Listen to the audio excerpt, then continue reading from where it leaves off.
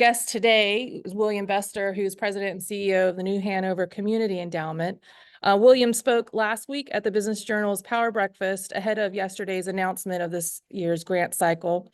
And we didn't have time to do a question and answer session, so we wanted to do that today, especially in light of the fact that the endowment yesterday made some pretty big announcements, one of them being their plan to hand out or give about $53 million to organizations, not just next year, but in the coming years over larger strategic plans, and also a major focus on a collaboration initiative for healthcare workforce. So to talk about some of those things and also where the endowment is headed going forward and how it is picking the focus on these major solutions that it is granting money towards. William is here to join us today and chat for about the next 30 minutes or so to answer some of those questions. And if you have other questions as well, if you're watching this live on Facebook, feel free to leave it in the comments and I'll keep an eye on that as well. So William, thank you for joining us today. Good morning. Thank you for having me.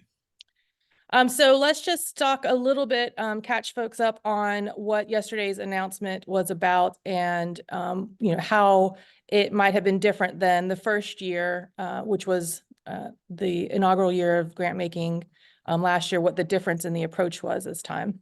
Yeah, well, this year, this is our first time being able to focus solely on our strategic plan. Our board passed our strategic plan in January of this year. And so the total focus for this round of grants was to say, let's activate our strategic plan, focusing on our four pillars: community safety, community development, education, and community health and well-being. And so we are pleased to be able to kind of go towards our strategic direction with this round of grants. And this is also the first year that we've done multi-year grants.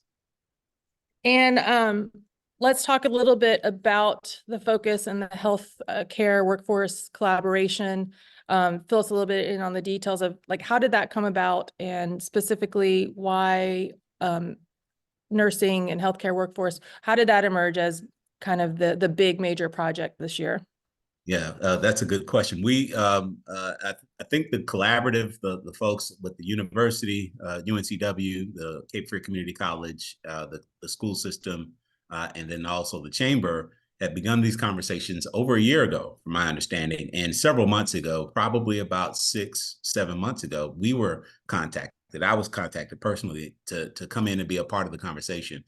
Given that I've supported these kinds of collaboratives before in the past, I was asked to answer some questions, to give my thoughts, and so what emerged was this opportunity to tackle a real problem that we have in our own community. It's a problem across the state, but we have an opportunity to be the first to try to tackle it in a way that's solely focused on a particular region, with major players and with significant resources. And so for us, it wasn't that we were looking for the nursing collaborative. We were looking for strategic opportunities to tackle issues that are focused in our areas. I said community development is one of our pillars. Within community development, we have workforce as a focus. And so we believe giving people the opportunity to make a living wage and to create generational wealth for themselves and their families is critical to transformation for our community. And so this was an opportunity to tackle something that's going to be able to kind of have a major shift in one specific field, nursing, but this is also serves as an example of the kinds of things we can do and support moving forward. And so the bulk of the money that was announced of the most recent round of grants, $22.3 million is going towards this collaborative that we're talking about to address healthcare workers. So that's going to UNCW, CFCC, who are both roughly getting about $10 million from that fund, and then the chamber for facilitating, and then also the school system as well for some STEM pipeline projects. So a couple questions around that. One is $22 million. What are some of the specifics that money would go towards in the next 3 years, next 5 years? But what specifically will that be used in order to address the worker shortfall? Yeah, This grant is specifically a 3-year grant, and so that's the first thing. Some of the things that I think are some of the most exciting aspects of this is with the community college, they have a difficult time getting folks to the end for instances around life experiences. It's not that people can't do the classroom work. It's that many of those students, many of those folks have lives. They're working full-time jobs. They have families. They've been out of school for a while. And so this grant allows the community college to support those supportive services, everything from rental assistance to transportation, to childcare, and then also the test prep, those kinds of things, resources for people who are in nursing that they may have to buy equipment, buy clothing, all those kinds of things. So this allows for them to, one, keep those students that are there in there so they don't have to drop out, and two, to expand that footprint of how many students they can serve moving forward. With UNCW, something similar, but a little bit different because of the population is a little different. This allows for them to expand their classroom, have more students be able to kind of come in, but particularly they have an incentive program for grants for students. If they graduate, they will have to stay here and find employment here in the region. So we don't lose the students that come here or who are from here, who often have to leave to find good paying jobs. And so the students that'll be at UNCW will have to kind of stay around and help us with our problems here. And so it allows them to give grants, give scholarships to those students. And I think the major piece of this for both the university and the college is the simulation labs. We are supporting them in expanding the opportunity to use labs to kind of do some of the training that happens usually in hospitals. This allows them to add more students and not have to kind of use and wait for placements for clinical settings. It allows them to use the simulation labs to do the same thing, and they're going to be able to expand their lab use and expand the lab itself so they can do that work. Okay, and can you kind of speak to then the thought process behind giving, so $10 million roughly each for UNCW and CFCC. So this is giving grant money from the endowment to institutions that already have access to state budget money. They have their own endowments, they have their own foundations. Basically, they're large institutions that do have funding sources, and including federal grants and stuff. So can you speak to why then to use the endowment money to add to organizations that already have access to funds? That's a good question. To be honest with you, and those folks who are familiar with how those state institutions are supported, they don't have access to the resources to do the things that we're actually helping them to do. There's no dollars available to keep students in school with the community college. There's actually no money for scholarships to keep students here. And so what they're doing is specifically targeted for our community, to keep students in our community, keep students in school in our community, and to graduate them and then have them stay here and work there. There's no state dollars that allows people to do that. There's no federal dollars that people can apply to. And also it's timely for us. If that was to happen, if they were to try to get the dollars from the state, it would take several years for that money to happen, to flow, if they were, even if they were able to get some of those resources. So for us, it's an investment that we believe allows us to kind of get a jump start on the problem, because this is a problem. This is a problem that the state has recognized, the field has recognized as far as the healthcare workforce. And this allows for the New Hanover County to take an approach that allows us to kind of get ahead of the curve as it relates to the rest of the state. Okay, and KO posted a question on our stream and wants to ask the wraparound services. I think that you were talking about, like housing, transportation, childcare, et cetera. Are those being allocated directly from the funding organization or through other strategic community partners and community-based organizations? That's a good question. So from our perspective, we give grants to the community college. Now, the community college is partnering with community-based organizations or outside partners. They are allowed to do that, but the resources have to remain relevant to what the grant was given for. So they could be doing that. I'm not aware of that, but they are allowed to partner with whoever they'd like in order for them to fulfill the services that they have promised to students that are that will join the program. Okay, and taking a step back, so we're talking a lot right now about this particular collaborative and the healthcare workforce, which has been identified as an issue, not just here, but nationally in terms of the current shortage in nursing and also what's projected in the future. So that is a major significant problem.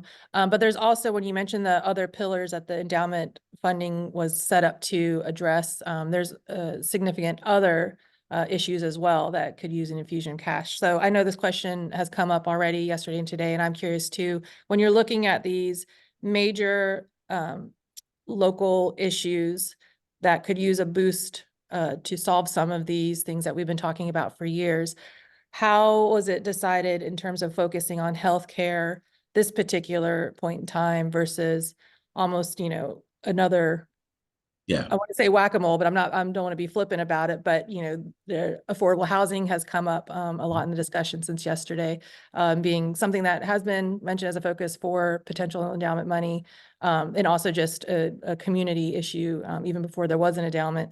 And some of the other education and some of the other just major social issues that we have that could benefit from the money. How does this come together in terms of which to focus on first and next, and what's going to happen afterwards?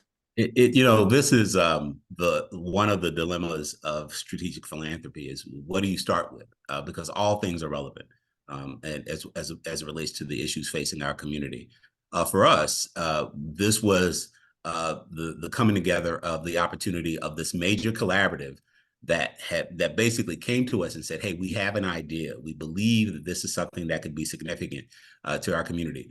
We've always stated as an endowment that one of the keys to success is collaboration. One of the keys to success is being able to kind of be intentional about where we're going. And so with the nursing collaborative, this was just an opportunity that came along at the perfect time when we were launching our new grant cycle. And so when we look at opportunities, there are several things that kind of come into play. Major opportunities. It's the sequence of things, when do they come and how are they presenting themselves? It's how well they've come together on the opportunity. And so workforce just happened to be one of the things that actually happened at the right time. Now, doesn't mean that this is any more significant than housing or education and any of our other pillars. We did make major investments in early childhood education this round. I think that would be the other thing that we can say that we focused on. And then we made an outstanding major grant. I think I'm really excited to see where it goes with communities and schools, with their full service schools. And so we did make some investments there. However, when we began to kind of go through our reading our proposals, the other thing that emerged was there are a lot of housing grants, but there were a lot of multiple housing grants, housing in different ways, whether it's supportive housing, whether it's affordable or workforce housing approaches, whether it's building, supporting kind of repairs in senior housing and low-income housing. And so in reading those things, I made the observation that I believe that there's an opportunity to do something that is even more significant than just individual grants. And so with the housing opportunity, we stepped back and said, let's be intentional. Let's actually do what we did with the nursing collaborative. Let's convene those folks. And so we began yesterday, actually, with the convening of housing leaders to say, we want to do this intentionally. Let's talk. Let's get a better understanding of what we all believe we can do. And so with that, we're focusing on saying the next thing we want to tackle is taking a similar approach around the housing issue. The same thing goes for education. And reading some of the proposals, I had an opportunity to talk with Superintendent Faust and said, let's actually come together and talk about what the things are that we believe that we can support. And so this is, for us, this is just the beginning. Because we didn't fund anything, a particular thing that somebody thinks we should fund at this time, doesn't mean that we won't fund it in the coming months, in the coming years. Trust me, the problems are not going away. And we believe that we're here in perpetuity. We're going to be here for a long time. And so we're taking the long view.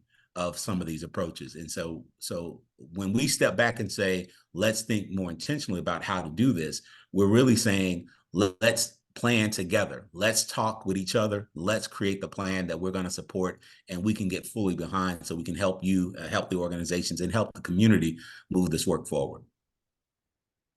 Do you foresee on some of these other issues, because capacity has been something that has been discussed ever since the early days of the endowment, in terms of infusing money into organizations that have the capacity to grow, or using the money to help grow that capacity. So with the nursing example in this collaborative that has some major institutions involved that do have capacity and bandwidth for it, do you see that being the model for how some of these other issues will be addressed? That if you do, discuss more about housing and affordable housing, do you always foresee needing the larger institutions to be involved in some of these multi-year strategic issues? So when I started my work and observed and listened to the nonprofit sector and all the folks who are involved in the sector, what emerged was, and this is from leaders, is that they need more capacity, they need more bandwidth to do some of the work. And so one of the things that we established was a section of our work called capacity building and learning. And so we're going to invest in the capacity of organizations to grow themselves, to kind of deepen their understanding of the work, to build out their organizational infrastructure so they can tackle some of these issues. So we don't believe that all the partners that we need to expand and do expansive things in our community are all here yet. I think all the organizations that could help are here. However, we're going to be intentional about helping them strengthen themselves, things that they've actually identified for themselves. And so I don't think it's always going to be the major institutions. I don't think that actually reaches the ground in the ways in which I think we should. I think we're going to build the capacity of some of the partners that are here to help them become those major institutions that will be able to tackle some of these issues in the long run. And so our hope is we can invest in the folks that are here, the organizations that are here, to strengthen them, to strengthen their organizational infrastructure, so they can help us tackle some of these major issues in our community. And another thing we've talked about in the past is the geographic footprint of these investments. I'm assuming anyone who's watching this knows the backstory of why we have $1 billion endowment in terms of the county-owned hospital being sold to Novant Health, or the county-owned health system, I should say, of NHRMC. And part of that decision from the county to sell it being that the bulk of the proceeds went into this, now the endowment that has many times been called potentially transformative of these larger projects. So that comes into play in terms of the focus on the county-based organizations here because of the county-owned hospital. So I know we've talked about this before, but even with the housing example, I'm curious about how, whether or not that is whether or not that can be changed by the board later, or how strict that is. And just again, with affordable housing, if there were some project in Pender County or Brunswick County where land is much cheaper and you can do much bigger impact or greater good, is there any flexibility in terms of that, or does it strictly have to be, especially when you're talking about infrastructure or anything like building, or if it's housing communities like that, do they physically have to still be in New Hanover County? To answer your last question first, yes, it has to be here in New Hanover County. And our board is focused on supporting our current approach to just focusing in New Hanover County. My hope is that we can serve as a beacon. We can serve as a transformative force for others, but our focus is here in this county, working with organizations. Now we would hope that we can have folks come and help us here in this county, but the work has to happen here. It has to impact the lives of folks here in our community, and hopefully we can serve as an example of how you can do this in other communities.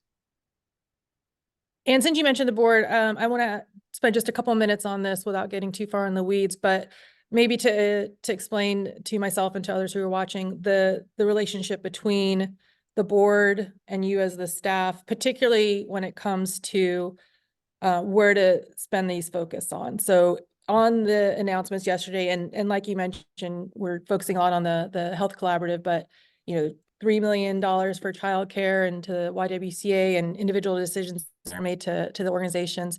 How does that get determined in terms of what you as the staff feel are priorities? And then, I mean, ultimately, it's still the board's decision, correct? I view it as a kind of a parallel in terms of, you know, the county manager makes his recommendations, but ultimately, and correct me if I'm wrong, the board, the endowment board, has the final say on how the money will be spent year to year. Correct? Yes, yes. Our board is set up to be our strategic direction. They create the direction, they create the focus, and then with our staff, we have experts on our staff, along with myself, who say, okay, if you want us to tackle this issue, let's go find the best ways to tackle the issue. And so our internal expertise is about focusing on what are the best ways to tackle the issues that the board has set the direction on. And so our job is to give the best advice to present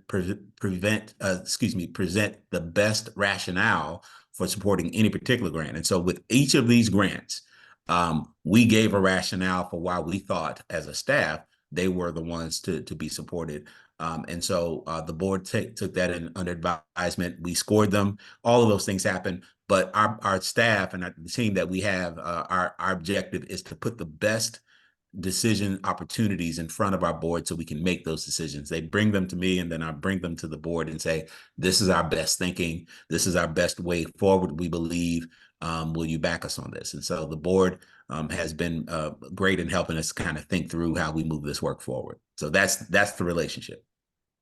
And we've kind of gotten used to this year and last year in that being where the applications have come in and the board makes the decision, and then you all announce where the funding is going to go. I understand, are you guys going to be moving away from that type of cycle or announcements? Like, will it just be it will be ongoing funding, correct? Like, oh man, yes. We that once a year thing is we want to make that a relic of the past. Our hope is because the work happens year round, and people are doing the work constantly. And so we want to be have the flexibility to continue to have conversations constantly. Using the example of the housing collaborative, we're talking with them now. Our hope is when they're ready, whenever that is, we bring that forward to our board and say, this is the work that we're going to bring forward. Whether that's March, whether that's June, whether that's September, we want to have the flexibility to bring something forward when it's time to bring it forward. And so we won't, our hope is that we'll move away,